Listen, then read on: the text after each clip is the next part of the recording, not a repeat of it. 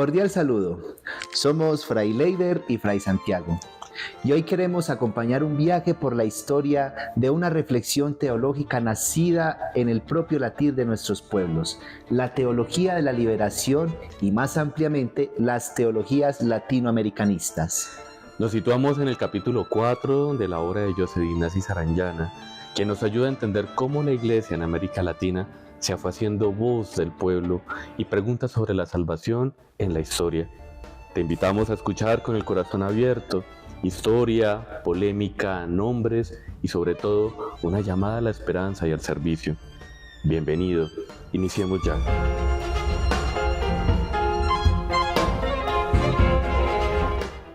¿Qué entiende Sarandjana por teologías latinoamericanistas? Sarandjana nos recuerda que no toda la teología en América Latina es teología de la liberación, aunque esta sea la más conocida y estudiada. Habla más bien de un conjunto de teologías latinoamericanistas con matices, unas más cercanas a la teología de la liberación, otras menos, pero todas con fuerte carga soteriológica y reivindicativa en su horizonte. Es decir, algunas propuestas parten directamente del compromiso de los pobres y la transformación social. Otras reflexionan desde la historia o la cultura latinoamericana. Sarandjana opta por estudiar en este capítulo las aportaciones católicas más relevantes y sus representantes. Varias corrientes prepararon el terreno: la teología de las realidades terrenas y la reflexión sobre la secularidad. La encíclica Populorum Progressio en 1967, que colocó la cuestión del desarrollo y de la justicia en la agenda, y el impacto definitivo de Medellín en 1968, que recogió la sensibilidad de Vaticano II hacia los signos de los tiempos. Medellín fue una encrucijada. La Iglesia latinoamericana tomó conciencia continental y afirmó que los clamores del pueblo son signos que la Iglesia debe leer. Esa lectura alimentó la reflexión teológica y la praxis pastoral que llamamos teología de la liberación. Los años clave, desde reuniones en 1964 en Petrópolis hasta los múltiples encuentros del INTEPAL 1965 al 67, la segunda conferencia del CELAM en Medellín en 1968 y los encuentros como Chimbote 1968, donde Gustavo Gutiérrez presentó textos fundantes. Todo esto cristaliza en el nombre y la propuesta de la teología de la liberación a comienzos de los 70. También fueron protagonistas teólogos formados en Europa y en América. Estaba Gustavo Gutiérrez de Perú, estaba Juan Luis II de Uruguay, estaba Lucio Gera de Argentina, y luego figuras como Ignacio de Yacuría de El Salvador y Leonardo Boff de Brasil. También hubo aportes protestantes y experiencias sociales que alimentaron la reflexión. Sarandjana subraya que la teología de la liberación fue tanto reflexión como praxeología, un cuerpo teológico con fuerte vocación transformadora que se convirtió en movimiento social, con simbologías, revistas, prácticas pastorales y que buscó el cambio de las estructuras. Es importante distinguir la teología como reflexión crítica y el movimiento social como praxis. Ambos se enriquecieron mutuamente, pero también abrieron tensiones internas y externas con la jerarquía y con los contextos políticos. Bueno, y los historiadores y teólogos ofrecen distintas periodizaciones. Bueno, Enrique Dussel, por una parte, propone una etapa de la teología de la liberación desde 1959 con 4 momentos: 1968, 1972, la maduración y los años de los 1980s. Bueno, Leonardo Boff y Clodovis Boff ofrecen una lectura que enlaza antecedentes, efervescencia político-social, eclesial y teológica sobre todo. Escanón y Oliveros también ofrecen esquemas que van desde la gestación del Vaticano II en Medellín hasta consolidaciones en los 70 y 80. Lo común en todas estas periodizaciones es el mismo movimiento, del diagnóstico social al compromiso teológico, de la experiencia pastoral a la formulación sistemática. luego a la controversia y la institucional evaluación. Hubo debates fuertes, acusaciones de una lectura selectiva de la Biblia, aproximaciones críticas al marxismo como método y la intervención de la Congregación para la Doctrina de la Fe con observaciones dirigidas a algunos teólogos como Gustavo Gutiérrez en los años 80. Saranyana relata esas tensiones sin ocultar matices. Con el tiempo, muchas de las intuiciones de la teología de la liberación se releyeron con mayor calma. La polémica puso en evidencia límites, pero también profundizó la reflexión teológica sobre la relación entre salvación y justicia. ¿Qué es entonces en este capítulo la teología de la liberación y qué son las teologías latinoamericanistas? Bueno, Saranyana nos dice con claridad que no toda la teología latinoamericana es la teología de la liberación. Más bien hablamos de un conjunto plural de teologías latinoamericanistas, donde la teología de la liberación es la corriente más conocida y con más impacto. Esas corrientes comparten una fuerte preocupación por la salvación entendida en clave histórica y por la reivindicación de los pobres. En concreto, la teología de la liberación pone la experiencia de los pobres y la historia como punto de partida para la teología, lo que Saranyana llama a utilizar la praxis como lugar teológico. No es solo un conjunto de ideas, sino una mirada que transforma preguntas teológicas clásicas, salvación, cristología, eclesiología, desde la vida concreta del pueblo. ¿Cómo se hace teología en estas corrientes? El capítulo subraya varios rasgos metodológicos. Primero, la praxis, que es la experiencia pastoral y la lucha por la justicia, es el punto de partida, un punto de partida hermenéutico. En segundo lugar, la teología de la liberación dialoga con las ciencias sociales, tales como la historia, la sociología, la economía, para diagnosticar estructuras de opresión. Y tercero, se formula una hermenéutica histórica escatológica. Se interroga por cómo es el reino y se realiza en la historia.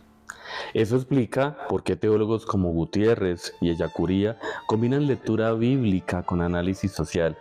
No separan fe y mundo, sino que interpretan la escritura a la luz de la realidad de los pobres y de las luchas sociales. En la práctica se dio lugar a comunidades eclesiales, misas populares y acciones pastorales encarnadas. ¿Y por qué surgió la teología de la liberación en estas teologías latinoamericanistas? Bueno, Saranyana identifica varias causas convergentes. El contexto sociopolítico de subdesarrollo, dictaduras y movilización popular, la influencia del Concilio Vaticano II y la recepción de documentos como Populorum Progressio, la apropiación de marcos teológicos y sociales europeos que marcaron la reflexión teológica local. Estas condiciones crearon la urgencia de una teología situada que respondiera a la opresión.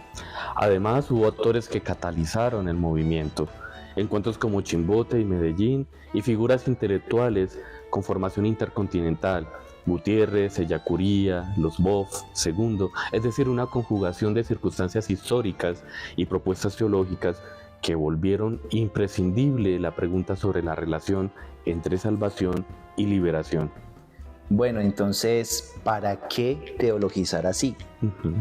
La finalidad es doble e inseparable, teórica y pastoral, unidas.